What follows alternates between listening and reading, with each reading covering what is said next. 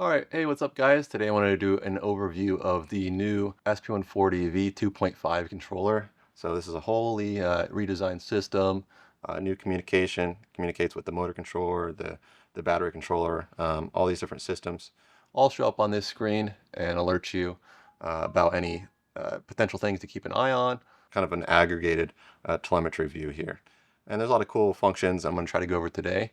And I have my battery emulator hooked up here, so just because we're not running the motor with the prop or anything like that, we're not going to see power. This is a good way for me to adjust these figures and give you an idea of like power changing and state of charge changing, all those things. So we can see that here, and we'll get updates and critical states and stuff like that. So I want to go over first how the system is just operated normally. You plug in your motor, you plug in your battery to your power pack, flip your switch on. It's going to boot up. It's going to say the version and the hours currently the motor has run over time. And maybe what I show first is the arming sequence. So if I press the throttle a little bit, it won't let any arming happen. So let me just focus here. And I go ahead and tap and hold, and that's how we arm. You'll see a little alert pop up there. It says, hey, can't arm. So I have to let the throttle up to actually arm. So again, a tap and hold is how you arm and disarm. Now it shows chill mode. It vibrated for me, made an alert sound, kind of notifying you. So even if you're not looking at it, you can feel the vibration. And now we're all armed and we can throttle up. And you can probably hear the throttle in the background there. So the next thing we can go over, just kind of the screen layout. We'll give a quick idea here. So the top left here is the lowest cell voltage. That's important to know for people that are kind of more techie. Again, all that will display for people that don't want to have to think about it or don't care. Any alerts will show up here, and that's all you really have to focus on. So you don't have to really know what these numbers are if you don't want to. Here is the state of charge. And we'll see. I'll just zoom out here so you can kind of see this getting adjusted. So the state of charge comes from the battery pack information, and you can see as I adjust this, the state of charge updates. And as you get real low in state of charge, again, you'll get a warning there. It says battery controller, state of charge, warning. That's just a warning. It means keep an eye on it. And then as it gets really low, it'll go to a critical state. And it vibrates, and it'll let you know here, and the whole screen flashes red. And then, as that's normal, it goes away. And you can have multiple different alerts. We'll kind of go over that in a second. And then going from to the top right here, we can see the, let me just zoom in here, make it easier to see. We can see the total voltage of the system. So right now, this is 88 volts. For the telemetry, we're kind of spoofing to the system. And then here is our current power level. So again, this goes up, it adjusts. You can see how many kilowatts of power you are pulling, at that moment. And then going here, this box is blue because we're armed. So if I hit the throttle, it'll spin up. And again, we can just disarm now if we want to. Makes it easy. Under there is the total time. So this is your mode. And then this is your total arm time. So we were armed there for 2 minutes and 21 seconds. And then going down here is our kind of alert box and our altitude box. So right now we're set to meters. You can adjust this to feet. You can change all this to metric or imperial as you like through the configurator or the app. Going to the kind of right side here, the B with the 25 is just the battery temperature. So there's 4 different temperature sensors on the cells in the battery pack. It's actually 6 different temperature sensors in the battery pack. But this is going to just give you the temperature for the highest cell. And actually we can go to our emulator. We'll go down and we'll pick a cell here and make higher. And you'll see as that voltage goes, or that temperature goes up, we get a little orange here. And again, our alert is saying, hey, battery controller, temp 1 is high. So that you can kind of keep an eye on it there. But this box just displays the highest temperature.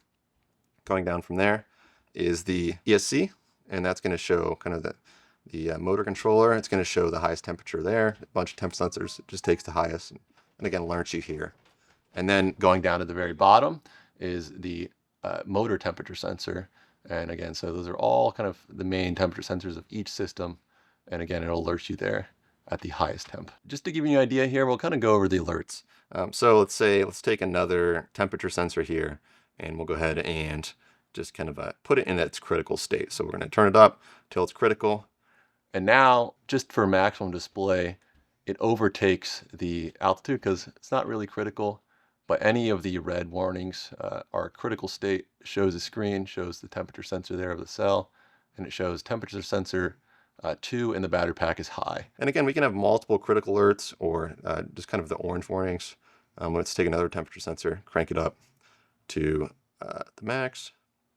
So you can see now it shows battery controller. There's 2 critical alerts for that, and it cycles through them. So you can kind of get an idea of anything going on in the system.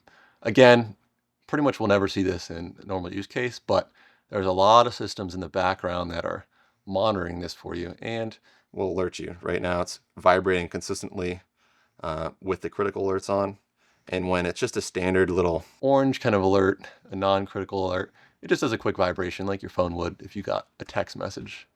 So that kind of gives you a good idea of how that system works. And again, we can just kind of set this back down to normal state here. So those alerts will go away. And then if we kind of look through, we could show a different flags, and there's a bunch of different flags here. Like say, if your battery switch was not on, which means not getting kind of its full power, that'd be a MOSFET switch, and it would show there. It'd be kind of a warning. Hey, you got to turn that on. Again, most of these are not going to see. It says charger connected, so we can show that here. Charging status, little charger.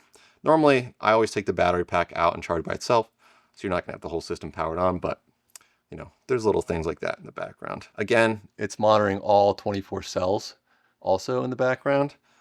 So if there was a cell that was low, those same warnings would pop up there. Cell low, critical state, and it shows cell voltage low and battery controller differentials high. So if 2 cells are very far apart in voltage, then it'll also show that as a warning there. And this just gives you a warning before you have any other kind of a system control takeover, because we want to give the pilot as much control as possible, and they kind of determine their future, less so than it being automatically controlled. The warnings will pop up, the critical warnings will pop up, and then the system would take over. So if you completely ignored all those systems, then eventually the system's going to kind of take over and protect itself and just shut down. But yeah, again, you're going to have a lot of heads up basically before any of that would happen. And then actually I didn't go over on the very far right, this is a Vario. So this might be kind of hard to see. So we'll go ahead and arm this. We can see our mode here and all that stuff. And then as I move up, it might be really hard to see. I can show this in flight. I actually have some other footage of this. This kind of shows you, hey, if you're level or sinking or climbing, and at kind of what rate are you sinking or climbing, without having to look at your altitude over time and keeping track of it. So that's kind of a variable on the side there. And then we can go over cruise control. It's another function built in, make it really easy to fly. You don't have to have your hands constantly on the throttle. Right now we're armed. So if I apply a little bit of throttle, hold that down. And then I'm going to hold down this button. And whatever level throttle I'm at right there, it sets the cruise control. So you can see that's the cruise control logo icon. And right now I'm throttle off, or my hand's off, but the throttle maintains. And if I want to disable the cruise control, I can just tap the throttle to whatever level and it'll meet that again.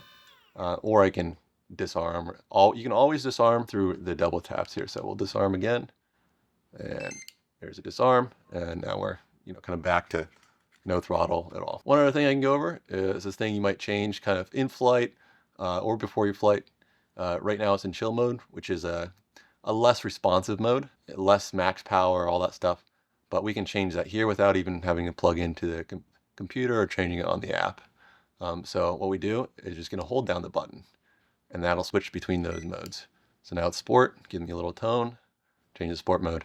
Now we're going to have more throttle. And again, we can just arm, tap and hold to arm, and we're in sport mode. So that's more responsive now. So yeah, that's kind of an overview of the screen.